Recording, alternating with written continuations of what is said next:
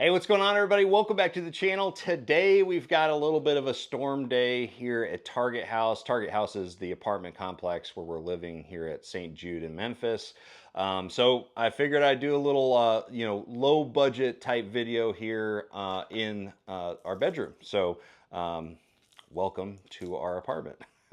But anyways, today what I want to do on this video is talk a little bit more about fishing crankbaits in general. You know, I recently did a video on crankbait colors, deep diving crankbait colors that I like to use during the summertime. But today I wanted to talk about the sound that crankbaits make. I'll actually do it here because that's where my mic is. There's a lot of different variations of sound. Some crankbaits are silent. Some have a lot of sound, and some have like one knockers, one beat in there that's knocking around making sound. So sound is a really big deal in bass fishing, but I also think it's one of those very nebulous topics where there's no like exacts when it comes to what type of sound profile you want in a bait at any given time. I think there's just theories. Anglers just have their own theories about it and their own processes for choosing one over the other. And so I just wanted to kind of talk about and touch up on some of my theories and my processes for choosing one that has sound and one that doesn't have sound, like this one. So went to the store yesterday. These crankbait baits have never been used. Got a Strike King 5XD. Could not find the silent version at the store, which was mind-blowing to me. But we found a little KVD 2.5, and that doesn't make any sound. But I utilize both different versions of, all of the different versions, because again, you've got the traditional, multi bead systems that create a lot of sound. Then you have the tungsten one knocker ones that have a different sound, but that has that one beat in there. And then you have the ones that are quote unquote silent. Because one of the things that is important to remember is that even a silent crankbait is going to make noise when you fish it, because you've got the hooks, clacking against the hard body. You've got you've got a lot of metal components, metal and plastic components that do make noise when you're fishing it. And also, if you're fishing it right, you're making bottom contact with the objects on the bottom at some point in time, which does make noise. So using a silent crankbait, you got to remember it's still making noise down there, and it's still going to attract fish with their sense of sound. All right, so let's just quickly go through kind of like my theories on when to use one over the other. Back in the day, really, you didn't have that many silent plastic crankbaits. Most of the ones that are uh, injection mold made, that are made of plastic or some type of material like that, they had some kind of rattle system in them. There was very few models that were actually made silent. But nowadays you got a bunch of them. And then the wood crankbaits were always the ones that were perfectly silent. I think that now more than ever, the amount of noise or lack thereof that a crankbait makes is actually really important, because I feel like nowadays we have more pressure on fish that weren't as pressured before. It used to be that offshore deep cranking used to be a very specialized technique. Something that you'd have to be really good with electronics, which not a lot of people were. And you had to be pretty good at finding those fish. And so there's very few people fishing offshore. So I feel like any crankbait would catch them pretty good. And there wasn't a big difference between, catching them on a silent crankbait versus a loud crankbait.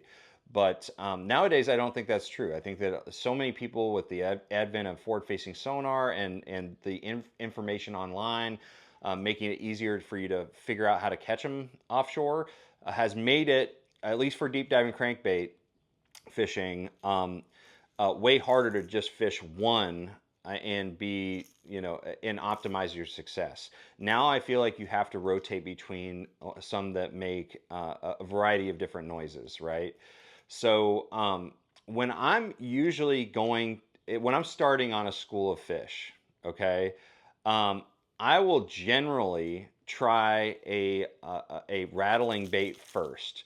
And the reason for that is I'm going to try to see if those fish are active enough to strike something that they can hear coming from a long distance away. Because sound travels through water extremely efficiently. So much more efficiently than it travels through air. So those fish can hear this bait rattling from a very long distance, and they can track it from a long distance, which means that they're aware of its presence well before it gets within their range to be able to see it. And so that's a key thing to remember. And so nowadays, I will try this first to see if I can get bites on a loud one. And then once I stop getting bites, or I don't get any bites with a crankbait that has sound, I'll generally just skip all the way over to a silent crankbait and just bomb this thing through that school as fast as possible to be able to get a reaction strike and kind of surprise those fish. Because a lot of times nowadays, especially on highly pressured fisheries, you need to surprise those fish. It's something where it needs to be right in their face, right then and there, and they need to be able to make a decision on whether to bite it. And usually, even if it's just kind of an aggressive, like, what is that? Get out of my face, kind of like a fly, flying around your face. They got to react to it, and because of the pretty predominant treble hooks, you got a fish on the line. So nowadays, I feel like more and more of my deep crankbait fishing, specifically, not as much shallow crankbait fishing as much, but deep cranking, I do tend to lean on the silent versions a little bit more. If I'm going to a not so pressured fishery, I'll generally use the rattling versions first. But if I'm going to like Gunnersville or Chickamauga or Pickwick or any of those very well-known deep diving crankbait lakes where everybody's throwing them, usually I've had more luck with silent. And I think, and this is just me guessing, I think that's just because it surprises the fish and it gets a reaction strike from those fish. So a silent crankbait is a really good asset for highly pressured fish. But I feel like you also have to match the silent, aspect of these crankbaits with speed. If you're going just really slow and just deep cranking and just kind of pulling it, doing a kind of a more old school type of retrieve, I don't think that the benefits of the silent crankbait are as pronounced. But if you like really crank that thing quick back to the boat and bomb it through those schools of fish, a silent crankbait I think is a really, really big asset, like I said. So anyways, guys, those are just some thoughts on the different sounds.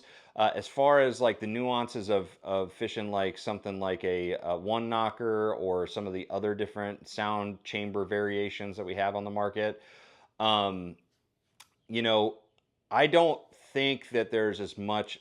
I don't. I just test the waters a little bit. I just try those baits. I'll rotate through a bunch of different sounding baits just to see what they want. And there are days where they want that one knocker, but I'm not going to say that I use it under this specific situation because I just really haven't found a scenario where it's always going to work if I throw it at this time. It's just something that is another thing to try to fine tune your presentation. So don't get too bogged down with the details of like what type of sound it's making. Just think about like the surprise factor. Silent crankbaits. I think the biggest decision is, do you have a crankbait that has a sound chamber at all, or a crankbait that doesn't have a sound chamber and is silent? Again, it's still going to make some noise, but definitely not as much as most. So anyways, guys, those are my thoughts. A lot of people have different thoughts on this, but that's kind of the beautiful thing about this specific topic is that I don't think there's a wrong way to do it. It's just you have to experiment and figure it out for yourself and come up with your own theories.